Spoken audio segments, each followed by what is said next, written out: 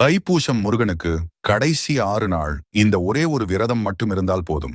வேண்டியது வேண்டாதது என்று அனைத்தும் அடுத்த 7 நாளில் நடக்க ஆரம்பிக்கும். இது பொய் இல்லை. இதை கடந்த ஆண்டு நான் செய்தேன். கேட்டது அடுத்த 48 நாளில் முழுமையாக நடந்தது முருகனின் அருளால். உங்களுக்கும் முருகனின் அருள் கிடைக்க வேண்டுமென்றால் ஓம் சரவண பவ நமஹா என்று கூறி முருகன் ஆராதனை சேனலை சப்ஸ்கிரைப் மற்றும் லைக் செய்து கொள்ளுங்கள்.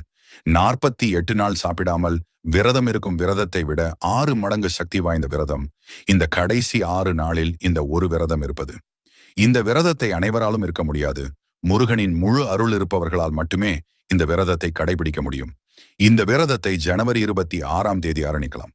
தொடர்ந்து 6 நாள் மௌன விரதம் இருக்க வேண்டும். சாப்பிடாமல் கூட விரதம் இருக்கலாம். ஆனால் பேசாமல் விரதம் இருப்பது மிக மிக கடினம். ஆனால் இந்த ஒரு விரதம் இருந்தால் கட்டாயம் அந்த முருகன் சாட்சியாக நீங்கள் எது வேண்டி விரதம் இருந்தாலும் அது முழுமையாக 48 நாள்